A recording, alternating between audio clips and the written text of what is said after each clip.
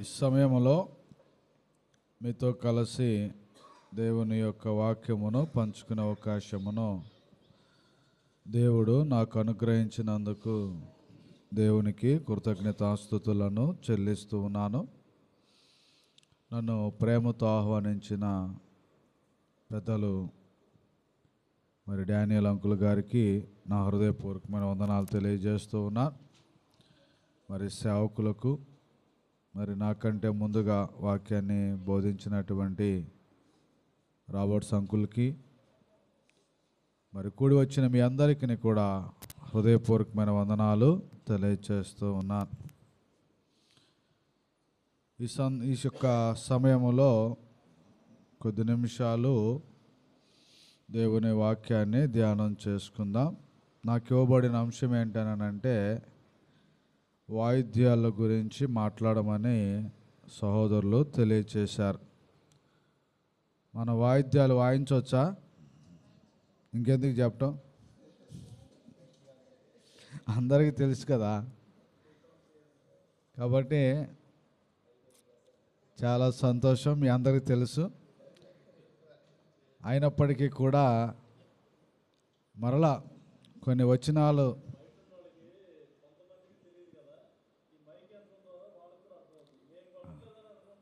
అదే నాకు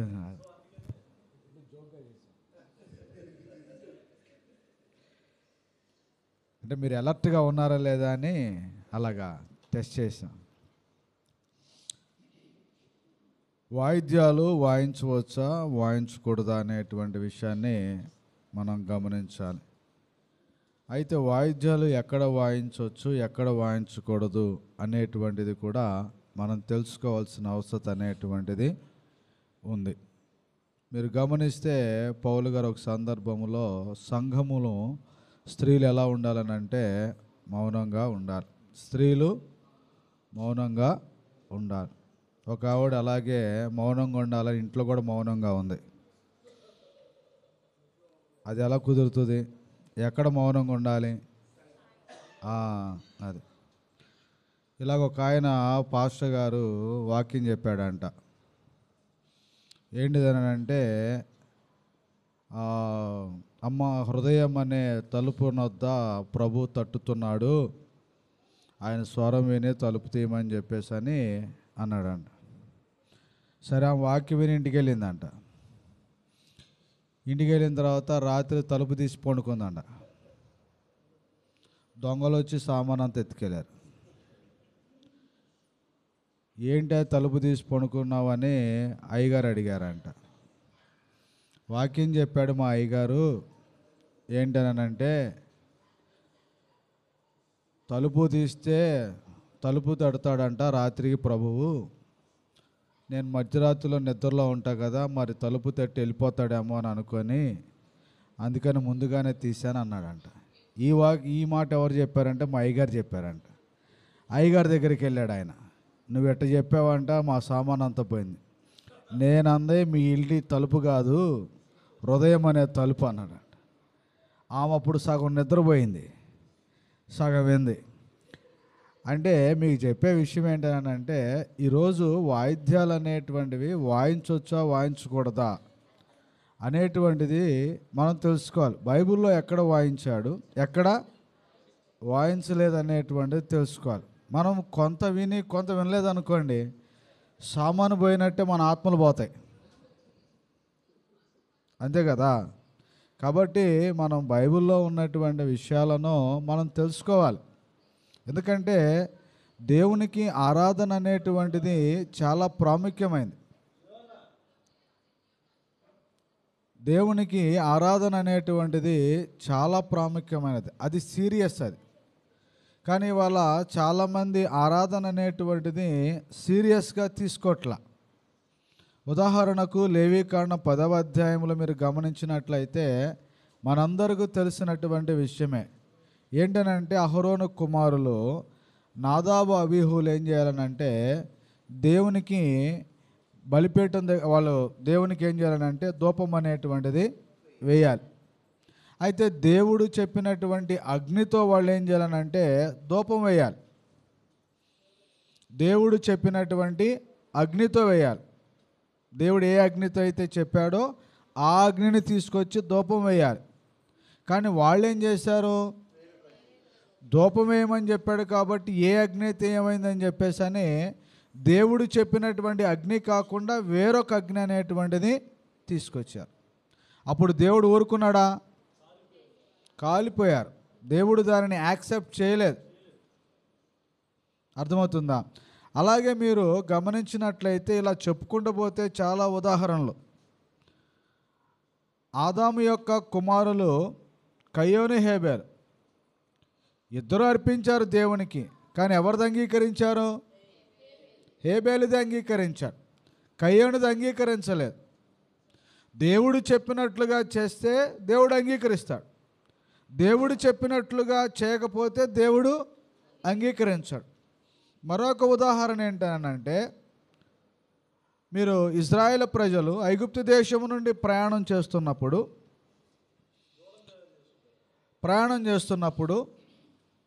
వారు సీను అరణ్యం దగ్గర రెఫీదీములో వాళ్ళు అక్కడ దిగినప్పుడు వాళ్ళకి బాగా దాహం వేస్తుంది.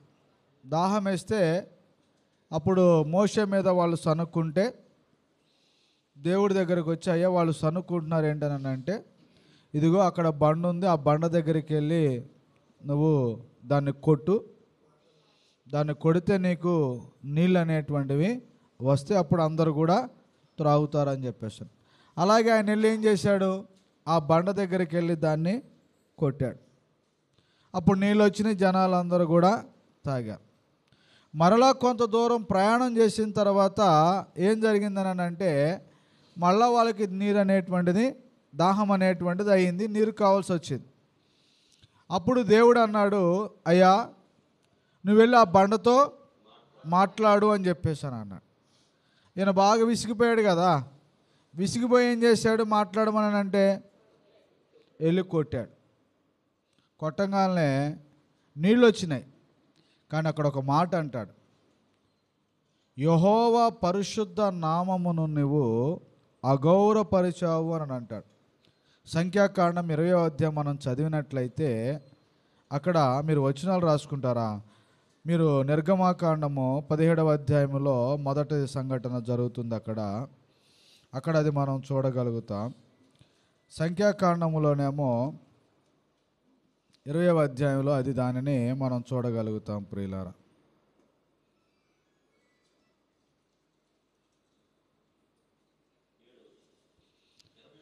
నిర్గమాకాండము 17వ అధ్యాయంలో మీరు గమనిస్తే అక్కడేమో నిర్గమాకాండము 17వ అధ్యాయము 5వ వచనాలు. అందుకు యెహోవా, నీవు ఇశ్రాయేలు పెద్దలలో కొందరిని తీసుకొని ప్రజలకు ముందుగా పొమ్ము, నీవు నదిని కొట్టిన నీ కర్రను చేత పట్టుకొని పొమ్ము, ఇదిగో అక్కడ హోరేబులోని బండ మీద నేను నీకు ఎదురుగా నిలిచేదను. నీవు ఆ బండను కొట్టగా ప్రజలు త్రాగుటకు దానిలో నుండి నీళ్లు బయలుదేరినను మోషేతో సెలవీయగా, మోషే ఇశ్రాయేలు పెద్దల కన్నులు ఎదుటట్లు చేశాను. బండనేమన్నాడు? బండతో ఏమన్నాడు? నీవు ఆ బండను కొట్టగా ప్రజలు త్రాగుటకు దానిలో నుండి నీళ్లు వచ్చును అని చెప్పేసాను అన్నాడు. మరొక సందర్భములో సంఖ్యాకాండములో 20వ అధ్యాయం మీరు గమనిస్తే ఇక్కడ కూడా 20వ అధ్యాయం మొదటి నుంచి మీరు చదువుకున్నట్లయితే అక్కడ అర్థమవుతుంది. అక్కడ అంటూ ఉంటాడు, ఏమని అంటూ ఉంటాడు అని అంటే 7వ వచనము, అంతటా యెహోవా మోషేకి ఇలాగ సెలవిచ్చెను, నీవు నీ కర్రను తీసుకొని నీవు నీ సహోదరుడు అహరోనును ఈ సమాజమును పోగు చేసి వారి కన్నుల ఎదుట ఆ బండతో మాటలాడము. అక్కడ బండతో ఏం చేయమన్నాడు? కొట్టమన్నాడు. ఇక్కడేమన్నాడు? బండతో మాటలాడము అన్నాడు. అది నీళ్లు ఇచ్చును. నీవు వారి కొరకు నీళ్లను బండలో నుండి రప్పించి సమాజమునకును వారి పశువులకును త్రాగుటకిమ్ము. యెహోవా అతనికి ఆజ్ఞాపించినట్లు మోషే ఆయన సన్నిధి నుండి ఆ కర్రను తీసుకొని పోయాను. తర్వాత మోషే అహరోనులు ఆ బండ ఎదుట సమాజమును పోగు చేసినప్పుడు అతడు వారితో, ద్రోహులారా వినుడి, మేము ఈ బండలో నుండి మీ కొరకు నీళ్లు రప్పింపవలనను. అప్పుడు మోషే తన చెయ్యి ఎత్తి 2 మారులు తన కర్రతో ఆ బండను కొట్టగా నీళ్లు సమృద్ధిగా ప్రవహించెను, సమాజమును పశువులను త్రాగెను. అప్పుడు యెహోవా మోషే అహరోనుతో, మీరు ఇశ్రాయేల్ కన్నుల ఎదుట నా పరిశుద్ధతను సన్మానించినట్లు నన్ను నమ్ముకొనకపోతిరి గనుక ఈ సమాజమును నేను వారికి ఇచ్చిన దేశములోనికి మీరు తోడుకొని పోరని చెప్పాను. చూడండి, ఇక్కడ అంటున్నాడు, నా పరిశుద్ధతను సన్మానించినట్లు నన్ను నమ్ముకొనక పోతిరి. ఇప్పుడు దేవుడు ఏం చెప్పాడు?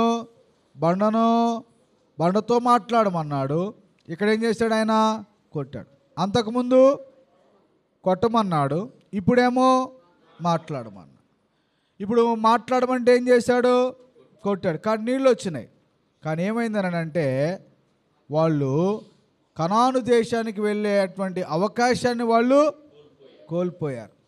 అంటే ఎందుకు ఈ విషయాన్ని మీకు తెలియజేస్తున్నానంటే, ఈ వాయిద్యాల గురించి మాట్లాడేటప్పుడు పాత నిబంధనలో వాయిద్యాలు అనేటువంటివి వాయించారు, కానీ క్రొత్త నిబంధనలో వాయించినట్లుగా మనకి కనబడదు. కాబట్టి దానిని మనం అర్థం చేసుకోవాలి. ఈరోజు దేవుడు చెప్పాడు వాయిద్యాలు వాయించమంటే, అవును చెప్పాడు. ఎక్కడ చెప్పాడు? పాత నిబంధనలో చెప్పాడు. మరి క్రొత్త నిబంధనలో చెప్పాడా దేవుడు అనేటువంటిది మనం ఆలోచన అనేటువంటిది చేయాలి. మీరు గమనిస్తే మనం అనుకుంటాం వాయిద్యాలు వాయించమని బైబిల్లో చెప్పాడు కదా అని అంటారు. బైబిల్లో చెప్పాడు కాదనంటలా, కానీ అది ఎవరికి చెప్పాడు? ఎప్పుడు చెప్పాడు? అది ఎంతవరకు ఉంది అనేటువంటిది మనము ఆలోచన అనేటువంటిది చేయాలి.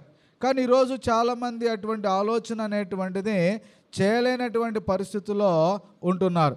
ఎందుకనంటే ఇవాళ ప్రార్థనకి వెళ్తే చాలు దేవుడు నన్ను దీవిస్తాడు, ఇవాళ ప్రార్థనకి వెళ్తే చాలు దేవుడు నాకు ఏ కీడు అనేటువంటిది రప్పించాడు అనే దాని కొరకు వెళుతున్నారే కానీ గ్రంథములో ఉన్నటువంటి వాక్యము అది మన సేవకులు చెప్పేటువంటిది అది వాస్తవమా కాదనేటువంటిది పరిశీలన చేసేటువంటి ప్రజలుగా లేరు. ఈరోజు బైబిల్ దేనికి ఉపయోగపడుతుందని అంటే కరెంటు బిల్లులు దాచుకుంటానికి, ఆధార్ కార్డులు పెట్టుకుంటానికి, తర్వాత పాన్ కార్డులు పెట్టుకుంటానికి, ఇంకా రాత్రిపూట పీడకలలు రాకుండా దిండి కింద పెట్టుకుంటానికి బైబిల్ ఉపయోగపడుతుందే కానీ నిజంగా నిత్యత్వం పొందేదాని కొరకు బైబిల్ని ఈరోజు మనం ఉపయోగించేటువంటి పరిస్థితుల్లో మనకి కనబడట్లా. మొదటి శతాబ్దములో ఉన్నటువంటి క్రైస్తవులను మీరు గమనించినట్లయితే అపోస్తుడైనటువంటి పౌలు శీలలో దేవుని వాక్యాన్ని బోధిస్తుంటుంటే వాళ్ళు చెప్పేటువంటి దేవుని మాటలు అలాగూ ఉన్నవో లేవో అని చెప్పేసి అక్కడ వినేటువంటి వారి పరిశీలన అనేటువంటిది చేశారు. కానీ ఈరోజు చాలామంది అటువంటి పరిస్థితులు అనేటువంటిది చేయలేకపోతూ ఉన్నారు ప్రియులారా. కాబట్టి ఈ సందర్భంలో నేను తెలియచేసే విషయం ఏంటంటే పాత నిబంధనలో స్పష్టంగా చెప్పబడింది ఏమంటారనంటే వాయిద్యాలు అనేటువంటివి వాయించండి అని చెప్పేశాను. మొదటి దినవృత్తాంతముల గ్రంథము పాత నిబంధనలో కూడా ఎక్కడ అనేటువంటిది మనం గమనిస్తే మీరు చూడండి, మోషే ధర్మశాస్త్రం ఇచ్చేటప్పుడు వాయిద్యాల గురించి దేవుడు మాట్లాడాల. మోషే ధర్మశాస్త్రం ఇచ్చినప్పుడు సినాయి పర్వతం దగ్గర ఇజ్రాయేల్ ప్రజలకు ధర్మశాస్త్రం ఇచ్చినప్పుడు వాయిద్యాల గురించి దేవుడు మాట్లాడలేదు. వాయిద్యాలు అనేటువంటివి దేవునికి వాయించాలని ఎప్పుడు వచ్చిందని అంటే దావీదు రాజుగా ఉన్నప్పుడు వచ్చింది. అప్పుడు వచ్చింది తప్ప అంతకుముందు మోషే ఉన్నంత కాలము కూడా దేవునిని వాయిద్యాలతో ఆరాధించినట్లు మనం గ్రంథములో ఎక్కడనో కూడా మనము చూడం. వాయిద్యాలు ఉన్నాయి కానీ దేవుణ్ణి ఆరాధించేటువంటి విషయములో వాయిద్యాలు వాయించారనేటువంటిది అయితే మనకి కనబడదు. సౌలు ఉన్నాడు, తనకు దయ్యం పట్టింది, కానీ దావీదు ఏం చేశాడు? సితారా వాయించాడు. వాయించినప్పుడు ఏమైంది? దయ్యం వదిలి వెళ్ళిపోయింది. పట్టినప్పుడల్లా కూడా దావీదు ఏం చేశాడు? వాయిద్యం వాయించాడు, దెయ్యం వెళ్ళిపోయింది. కానీ అది ఆరాధన కాదు, అది ఆరాధన అనేటువంటిది కాదు. కాబట్టి వాయిద్యాలు వాయించినట్లుగా మనం చూడగలుగుతాం, కానీ అదే వాయిద్యాలు ఆరాధనలో దేవుణ్ణి ఆరాధించే విషయంలో ఉపయోగించారా అనేటువంటిది మనం ఆలోచన అనేటువంటిది చేయాలి. అయితే మోషే ధర్మశాస్త్రం ఇచ్చినప్పుడు ఇజ్రాయేల్ ప్రజలకు వాయిద్యాలు వాయించమని చెప్పలేదు. కానీ ఎప్పటి నుంచి ప్రారంభమైనదని అంటే మీరు గమనించండి, మొదటి దినవృత్తాంతముల గ్రంథము 2వ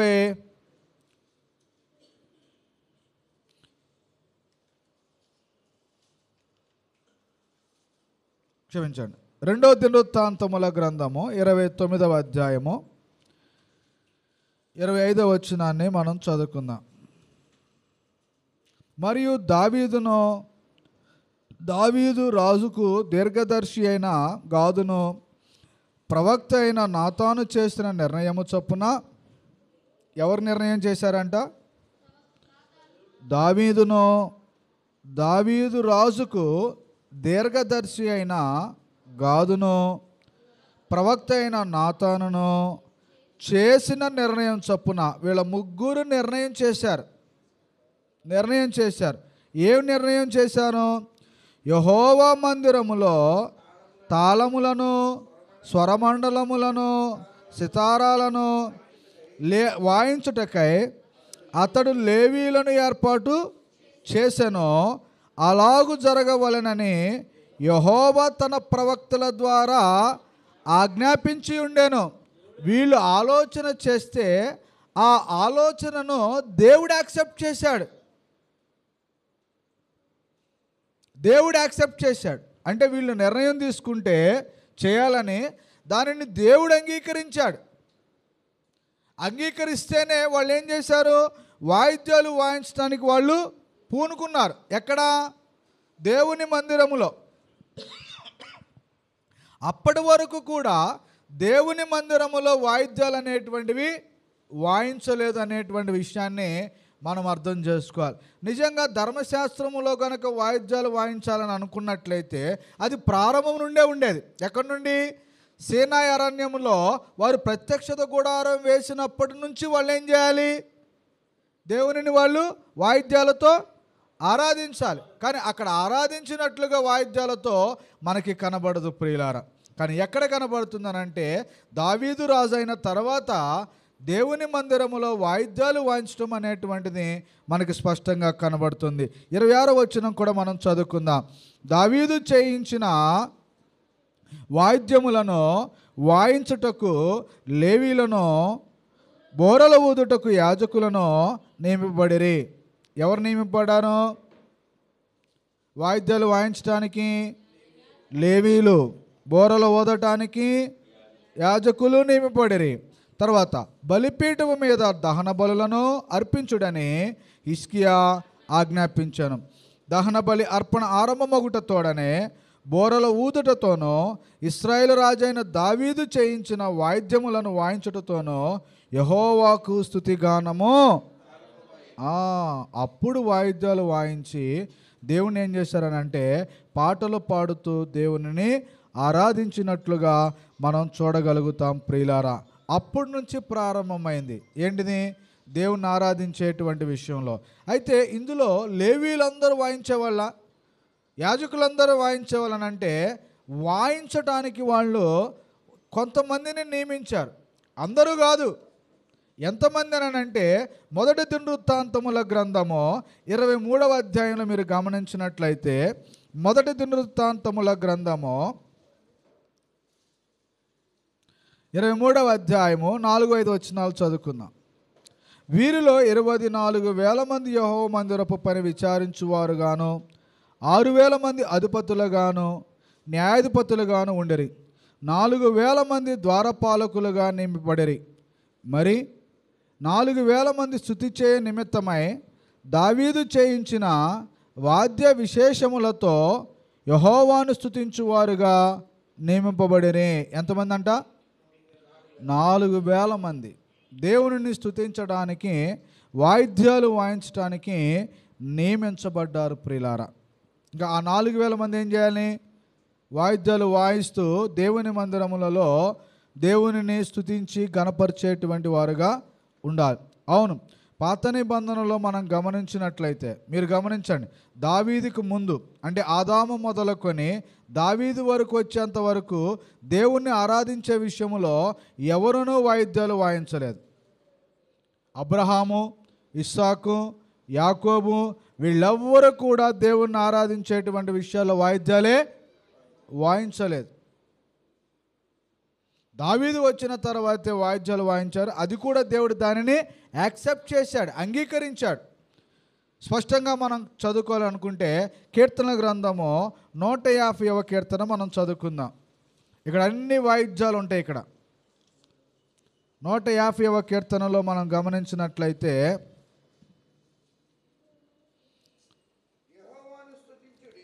యెహోవాను స్తుతించుడి, ఆయన పరిశుద్ధాలయమునందు దేవుని స్తుతించుడి, ఆయన బలమును ప్రసిద్ధి చేయు ఆకాశ విశాలమందు ఆయనను స్తుతించుడి, ఆయన పరాక్రమ కార్యములను బట్టి ఆయనను స్తుతించుడి, ఆయన మహాప్రభావమును బట్టి ఆయనను స్తుతించుడి. దేనితంట?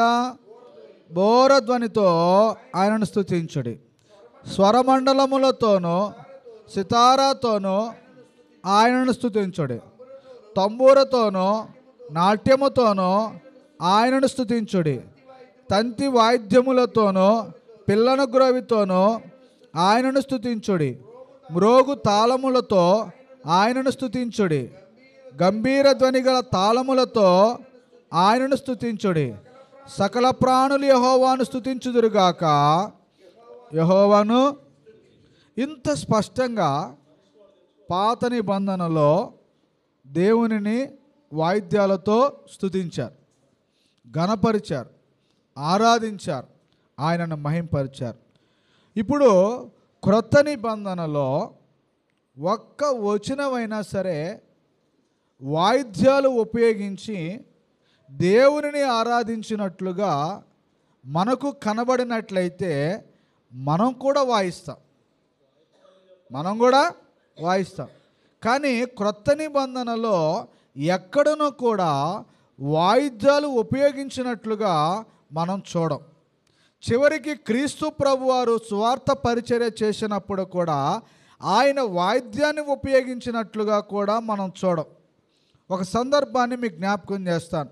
మత్తయి సువార్త 26వ అధ్యాయం. యేసుక్రీస్తు ప్రభువారు సువార్త పరిచర్య చేస్తున్నప్పుడు ఆయన ప్రభురాత్రి భోజనమైంది, ఇంకా ఆయన ప్రార్థన చేయడానికి వెళుతూ ఉన్నాడు. 26వ అధ్యాయం 30వ వచనాన్ని మనం చదువుకుందాం. అంతటా వారు కీర్తన మరియు వాయిద్యాలు ఉపయోగించుకుంటూ ఒలీవ కొండకు వెళ్ళారు. అంతేనా? అంతటా వారు కీర్తన పాడి ఒలీవల కొండకు వెళ్ళిరి. క్రీస్తు ప్రభువారు ఆయనతో పాటు అపోస్తులు కీర్తన పాడారు, కానీ వాయిద్యాలు ఉపయోగించినట్లుగా ఇక్కడ మనము చూడం. క్రీస్తు ప్రభువారు వాయిద్యం ఉపయోగించలేదు, కీర్తనే పాడాడు, అంతే. ఇదే విషయాన్ని మీరు గమనిస్తే అపోస్తులుడైనటువంటి పౌలు కూడా మీరు గమనించినట్లయితే అపోస్తుల కార్యములు అంటే మొదటి శతాబ్దములో ఉన్నటువంటి అపోస్తులు కూడా మీరు గమనించినట్లయితే 16వ అధ్యాయము 24వ వచనాన్ని మనం చదువుకుందాం. అతడు అట్టి ఆజ్ఞను పొంది వారిని లోపలి చెరసాలలోనికి త్రోసి వారి కాళ్ళకు బోండా వేసి బిగించాను. అయితే మధ్యరాత్రి వేళ పౌలును శీలయు దేవునికి ప్రార్థించుచు కీర్తనలు పాడుచు నుండిరి, వాయిద్యాలు కూడా వాయించుచూ ఉండిరి. అవునా?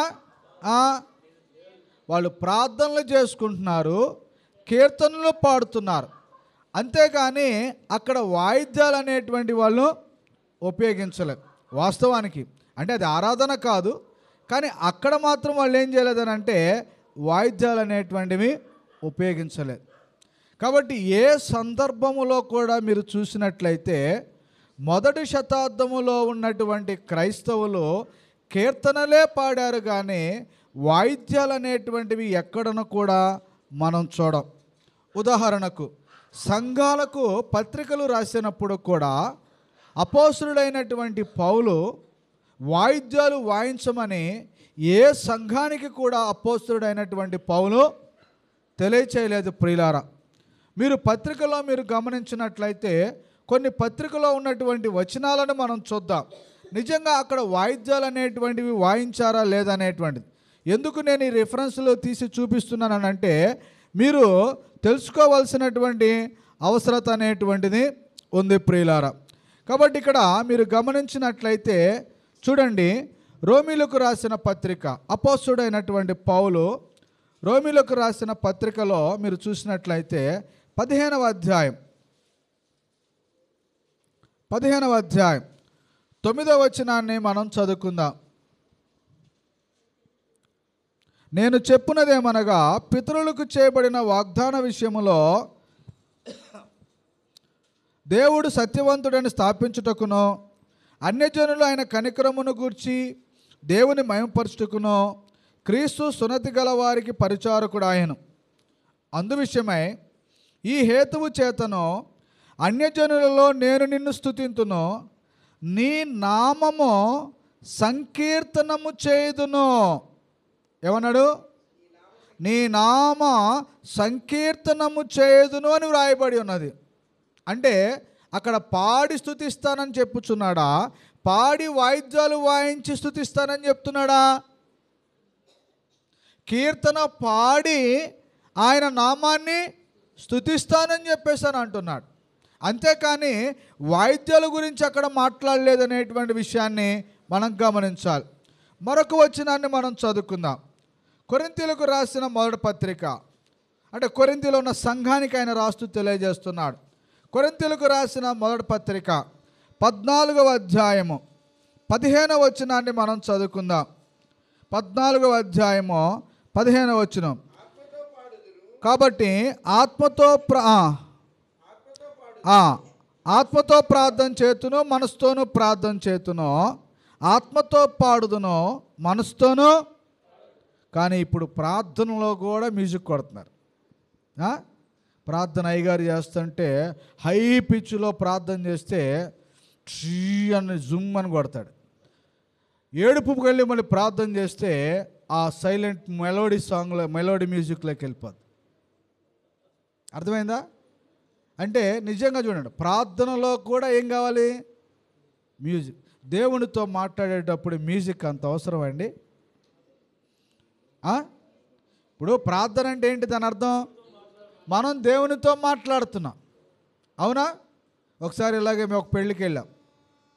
ఎక్కడ? నాచుకుంటాని ఒక అవినిగడ్డ దాటి లోపలికి వెళ్ళాలి. ఆ రేవులో కృష్ణానదిలో పడవకి వెళ్ళి అటు వెళ్ళాలి. ఆ కుర్రోడు మొత్తం ఆర్కెస్ట్రా మొత్తం పెట్టాడు, పెళ్ళికి పెట్టాడు. పాట పాడేటప్పుడు ఆపేసామన్నాం. అయ్యా మేము పాడేటప్పుడు పాట ఎందుకు అన్నాడు. మాకు అలవాటు లేదు అయ్యా అన్న. ఇంకెందుకు ఆ అబ్బాయికి చెప్పి ఎంత సత్యం అంతా చెప్పాలంటే పెళ్ళి అయిపోతాడ కూర్చోబెట్టి చెప్తే. అసలే డబ్బులు తెచ్చి పెట్టుకున్నాడు కదా, కొద్దిగా మేము పాడలేమయ్యా బాబు అది ఉంటే అన్నాను. సరే అన్న. ఇంకా నేను ప్రార్థన చేస్తుంటే మ్యూజిక్ వాయిస్తున్నాడు అని. బాబు నేను దేవునికి ప్రార్థన చేస్తున్నా, నువ్వు డిస్టర్బ్ చేయమాకరా అన్న. ఆయనకు అర్థమయ్యి నవ్వాడు. ఇంకా అప్పటి నుంచి మ్యూజిక్ వాయించడం లేదు. అంటే ఇవాళ మనం ప్రార్థన చేస్తున్నాం ఎవరి దగ్గర? ఎవరికి? దేవునికి. దేవునికి మనం ప్రార్థన చేసేటప్పుడు మ్యూజిక్ అంత అవసరమా దేవునికి? అదే ఇప్పుడు ఒక ఐఏఎస్ ఆఫీసర్ దగ్గరికి వెళ్ళి మాట్లాడటానికి వెనకాల నుంచి మనం కీప్యాడ్ వాయిస్తున్నాం ట్యాన్ ట్యాన్ ట్యాన్ ట్యాన్ అని. అప్పుడు ఆ ఐఏఎస్ ఆఫీసర్ ఏమంటాడు? వెళ్ళిపోయి ఎక్కడి నుంచి అని అంటాడు, అవునా? పక్కన ఇంకోటి మాట్లాడితేనే ఒప్పుకోడు. అటువంటిది నువ్వు మ్యూజిక్ వాయిస్తే ఇదేంటి నువ్వు ఎందుకు వచ్చావు అని చెప్పేసాను అంటాడు. నిజంగా మీరు చూడండి, జనాలు వింటున్నారు కదా అని సేవకులు కూడా ఏం చేస్తున్నారని అంటే వాళ్ళు ఇష్టానుసారంగా చేసేస్తున్నారు. ఎందుకు సేవకులు అంటే చెప్పేవాడు ఉంటే వినేవాడు ఉంటే ఎవరైనా చెప్తారు. అవునా కాదా? ఈరోజు జనాలు అలా వినేవాళ్ళుగా ఉన్నారు, వినేవాళ్ళుగా ఉన్నారు.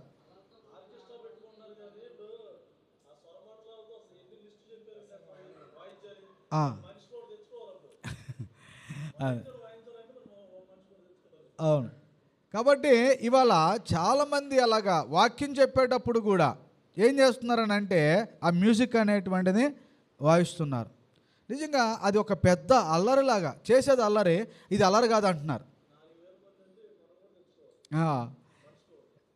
కాబట్టి ప్రియులారా గమనించండి, ఈ రోజున చాలామంది దేవునిని ఆరాధించేటువంటి విషయంలో దేవుని వాక్యానికి పూర్తిగా వ్యతిరేకం అనేటువంటిది చేస్తున్నారు. దానిని మనం అర్థం చేసుకోవాల్సిన అవసరం ఉన్నది ప్రియులారా. అంటే కొంతమంది అంటూ ఉంటారు, ఇంతమంది చేసేటువంటిది తప్ప అంటారు. 2 రెళ్ళు 5 అన్నటువంటి 1000 మంది అన్నా కానీ అది తప్పే. 2 రెళ్ళు 5 1000 మంది అన్నా, 10,000 మంది 1,00,000 మంది అన్నా కానీ ఏంటిది అది తప్పే. 2 రెళ్ళు 4 అని ఒక్కడు చెప్పినా కానీ అది కరెక్టే. అవునా కాదా? ఈరోజు అనేక మంది ఏం చేస్తున్నారనంటే వాళ్ళందరూ వాయిస్తుంటే లేదు కానీ మేము వాయిస్తే వచ్చిందా అని చెప్పేసి అని అంటూ ఉన్నారు. వాళ్ళందరూ వాయించడం కాదు, మీరు నిజంగా బైబిల్ గ్రంథాన్ని మీరు చదివినట్లయితే, బైబిల్లో చదివినట్లయితే నిజంగా వాయిద్యాల గురించి ఏం చెప్తుంది అనేటువంటిది మీరు అర్థం చేసుకుంటారు. కానీ మీరు చదవరే. చదివితే మీకు స్పష్టంగా అర్థమవుతుంది. నిజంగా మనం కనుక వాయిద్యాలు వాయించాలనుకుంటే క్రీస్తు సంఘంలో ఈ సంఘాలన్నీ నిండిపోతాయి దెబ్బకి. క్రీస్తు సంఘంలో చెప్పే వాక్యం కన్నా ఇంకెవరు అంత బాగా డీటెయిల్గా వాక్యం చెప్పలేరు. ఈరోజు అన్నీ ఏం చేస్తున్నారని అంటే బయట విషయాలే బోధిస్తున్నారు కానీ దేవుని యొక్క వాక్యాన్ని ఉన్నట్లుగా బోధించే వాళ్ళు లేరు అనేటువంటి విషయాన్ని గమనించాలి ప్రియులారా.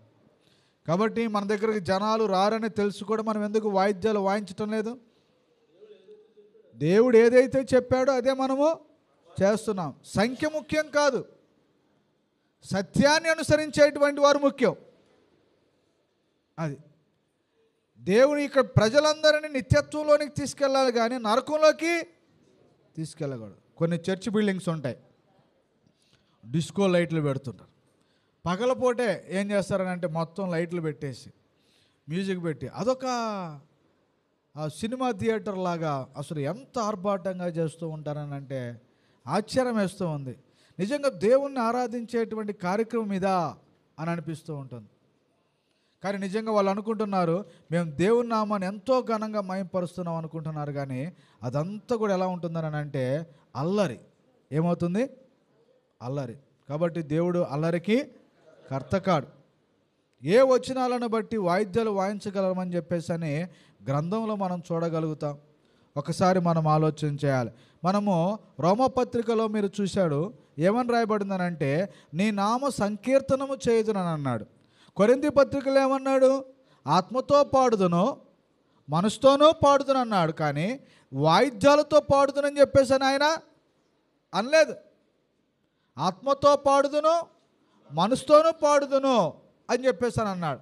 అంతేకాని వాయిద్యాల గురించి అక్కడ మాట్లాడినట్లుగా మనం చూడం ప్రియులారా. ఇంకో విషయాన్ని మీరు గమనించినట్లయితే ఇంకొక పత్రికలో ఆయన మనం చూస్తూ ఉంటాం. ఎఫెసీయులకు రాసిన పత్రిక 5వ అధ్యాయము 19వ వచనాన్ని మనం చదువుకుందాం. ఎఫెసీయులకు రాసిన పత్రిక 5వ అధ్యాయము 19వ వచనాన్ని మనం చదువుకుందాం.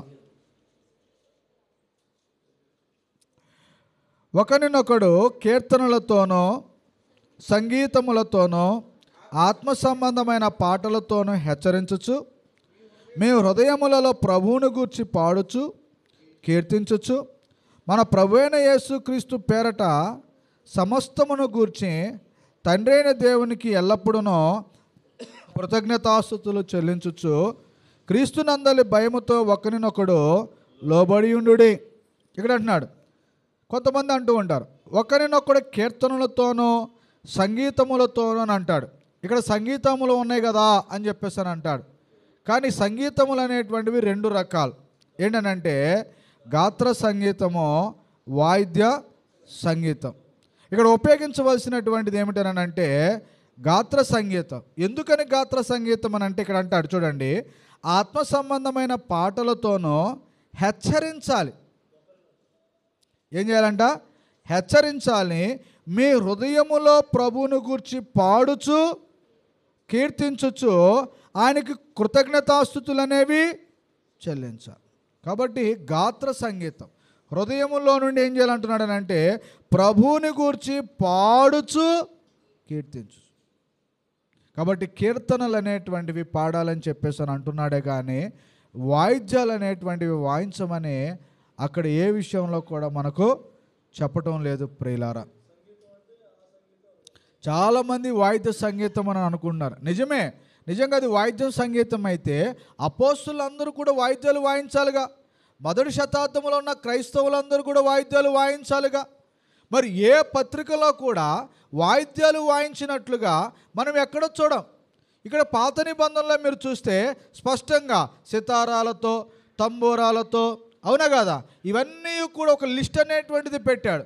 మరి ఏ వాయిద్యాలతో అక్కడ వాయించినట్లుగా క్రొత్త నిబంధనలో మనం చూడగలం?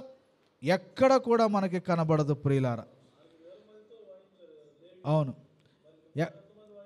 అవును, ఎక్కడ కూడా మనకి కనబడదు. కాబట్టి ప్రియులారా గమనించండి, వాయిద్యాలు అనేటువంటివి పాత నిబంధనలో మనకు ఉపయోగించలేదు. కొలసీలకు రాసిన పత్రిక, ఈ పత్రికలో కూడా ఏమని వ్రాయబడి ఉన్నదని అంటే చూడండి, కొలసీలకు రాసిన పత్రిక 5వ అధ్యాయము 3వ అధ్యాయం 16వ వచనం. కొలసీలకు రాసిన పత్రిక 3వ అధ్యాయము 3:16 సంగీతములతోనూ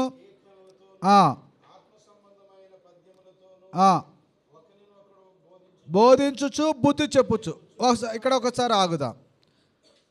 ఇక్కడ ఏమంటున్నాడనంటే చూడండి ప్రియులారా, సంగీతములతోనూ కీర్తనలతోనూ ఆత్మ సంబంధమైన పద్యములతోనూ ఒకరిని ఒకడు ఏం చేయాలంట?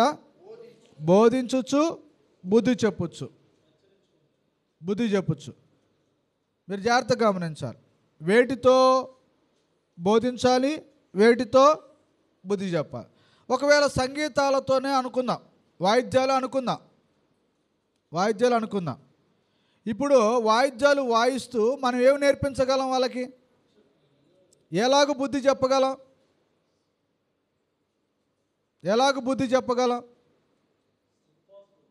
చెప్పలేం. వాయిద్యాలు వాయిస్తూ వాళ్ళకి ఎదుటి వాళ్ళకి బుద్ధి చెప్పలేం, బోధించలేం వాళ్ళకి. కానీ ఎలా బుద్ధి చెప్పగలం, ఎలా బోధించగలం అని అంటే పాటలు పాడుట ద్వారా మనం వాళ్ళని బోధించగలము, ఒకటి బుద్ధి చెప్పగలం.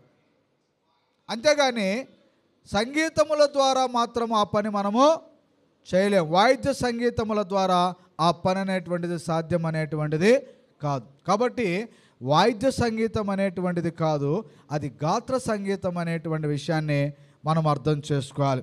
మరొక పత్రికలో మీరు చూసినట్లయితే హెబ్రీయులకు రాసిన పత్రిక 2వ అధ్యాయము 12వ వచనాన్ని మనం చదువుకుందాం. హెబ్రీయులకు రాసిన పత్రిక 2వ అధ్యాయము 12వ వచనం. నీ నామమును నా సహోదరులకు ప్రచురపరుతును, సమాజము మధ్య నీ కీర్తిని గానము చేతున. నేను సమాజము మధ్య ఏంటంట? నీ కీర్తిని గానము చేతును అని అన్నాడు. కీర్తన పాడుతాను అంటున్నాడా, గానం చేస్తాను అంటున్నాడా, లేకపోతే వాయిద్యాలు వాయిస్తాను అంటున్నాడా?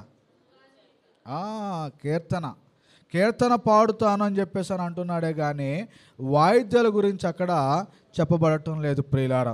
మరొక వచనాన్ని చదువుకుందాం. ఇదే పత్రికలో 13వ అధ్యాయం 15వ వచనం. అంటే ఎందుకు ఈ వచనాలన్నీ మీకు తెలియజేస్తున్నానంటే చాలామంది బైబిల్ తీసి చదవరు, బైబిల్ ఏముందో తెలుసుకోరు. కాబట్టి ఈ వచనాలు మీరు చదువుకున్నట్లయితే మీకు స్పష్టంగా కనబడుతుంది. ఇక్కడ వాయిద్యాలు అనేటువంటి వాయించలేదు, కానీ కేవలము కీర్తనలు పాడటం అనేటువంటి దాని గురించే మాట్లాడటం అనేటువంటిది చూడగలుగుతున్నాం. హెబ్రీయులకు రాసిన పత్రిక 13వ అధ్యాయము 15వ వచనం. కాబట్టి ఆయన ద్వారా మనము దేవునికి ఎల్లప్పుడూ స్తుతియాగము చేయదము, అనగా ఆయన నామమును ఒప్పుకొనొచ్చు జీవ ఫలము అర్పించుదము. జీవ ఫలం అంటే నాలుక. దేవునిని ఎలా స్తుతించాలంట? నాలుకతో ఆయనను స్తుతించాలి, ఘనపరచాలి, మహిమపరచాలి. కాబట్టి ప్రియులారా గమనించండి, వాయిద్యాలు అనేటువంటివి వాయించమని క్రొత్త నిబంధనలో ఎక్కడనూ కూడా చెప్పబడలేదు. ప్రియులారా, మరొక వచనాన్ని మీకు తెలియజేస్తాను. తెలియజేసిన తర్వాత అప్పుడు మరి పాత నిబంధన ఇలాగ చెప్పబడింది కదా, కాబట్టి ఎందుకు ఈ విధంగా చేయట్లేదు అనేటువంటి విషయాన్ని మీకు తెలియజేస్తాను. యాకోబు రాసిన పత్రిక 5వ అధ్యాయము 13వ వచనాన్ని మనం చదువుకుందాం. యాకోబు రాసిన పత్రిక 5వ అధ్యాయం 13. మీలో ఎవరికైనానో శ్రమ సంభవించిన ప్రార్థన చేయవలను, ఎవరికైనానో సంతోషము కలిగిన వాయిద్యాలు వాయించవలను. ఏమని? వాయిద్యాలు వాయించాలి, అంతేనా? కీర్తనలు పాడాలి. సంతోషం కలిగితే ఒక ఆయన అంటాడు, ఎంత సంతోషంగా ఉంటుంది వాయిద్యం అలా వింటూ ఉంటాను. ఉంటుంది, నిజమే.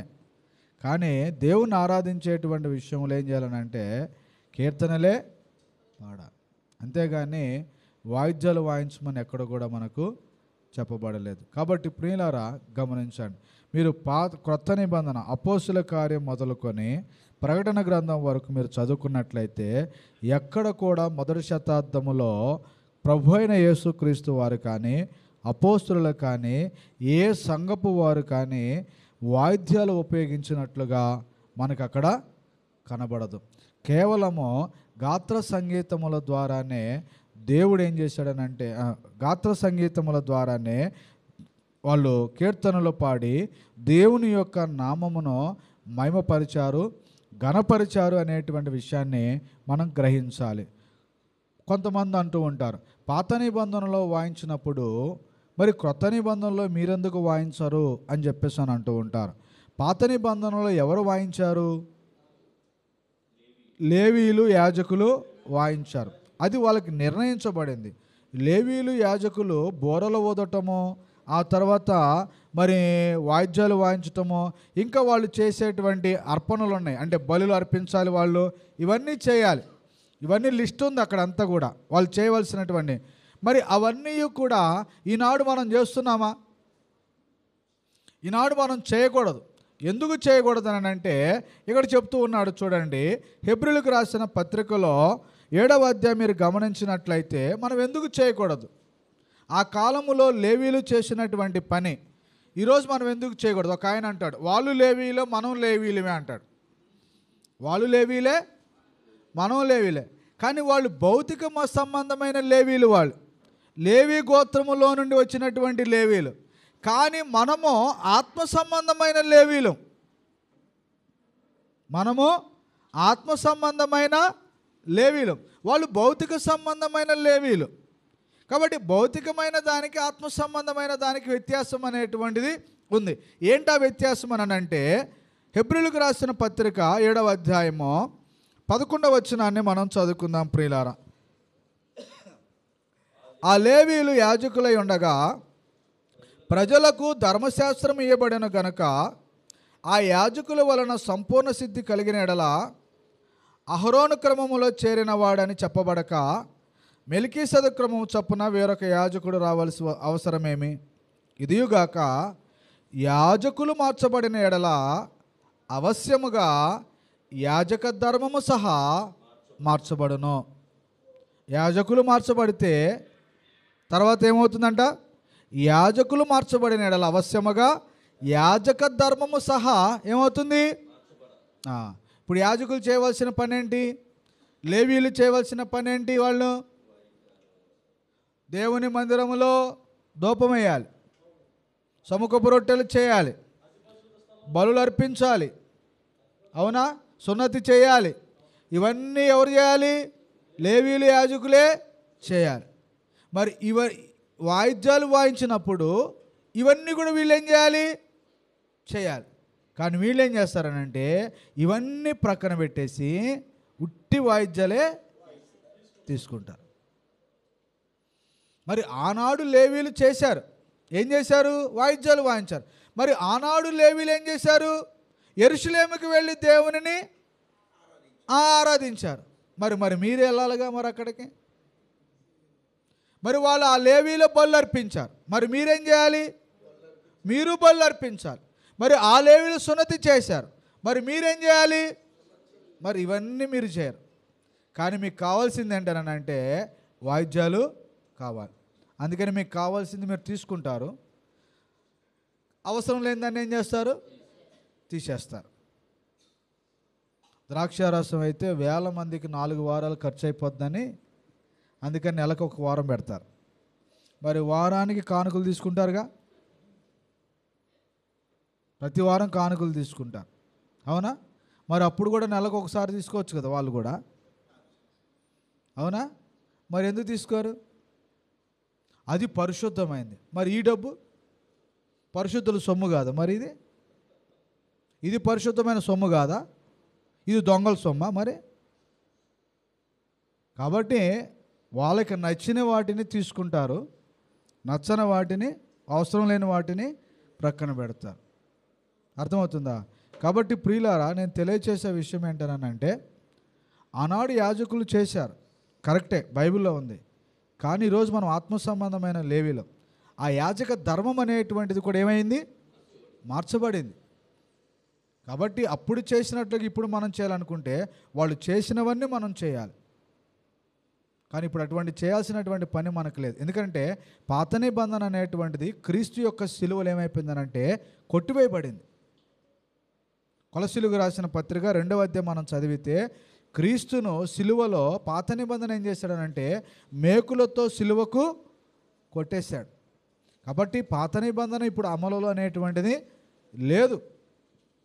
కాబట్టి పాత నిబంధన మనం అనుసరించేటువంటిది కాదు.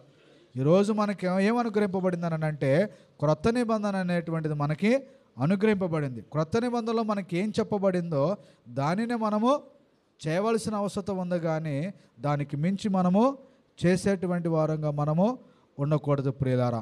ఒకవేళ కనుక మనం వాయిద్యం వాయించినట్లయితే అది దేవునికి వ్యర్థమైన ఆరాధన. అవును. కాబట్టి ఒకవేళ మనం వాయిద్యాలు కనుక వాయించినట్లయితే అది వ్యర్థమైన ఆరాధన అవుతుంది. ఒకవేళ అది వ్యర్థమైన ఆరాధన అవచ్చు, నా ఇష్టం నేను చేస్తానంటే అది నీ స్వేచ్ఛ ఆరాధన. అదేమవుతుంది? స్వేచ్ఛ ఆరాధన. ఒకవేళ నువ్వు తెలియకుండా వాయించావని అనుకోండి, అది తెలియబడని ఆరాధన. కాబట్టి ఇదంతా కూడా అలా ఆరాధన చేస్తే దేవుడు ఊరుకుంటాడని అంటే ఊరుకోడు. ఖచ్చితంగా నువ్వు తెలుసుకోవాలి. అయ్యా నాకు తెలియలేదంటే కుదరదు.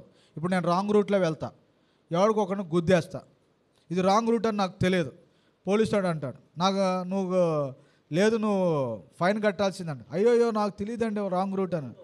నువ్వు తెలుసుకోవాల్సిన బాధ్యత ఎవరిది? నీది.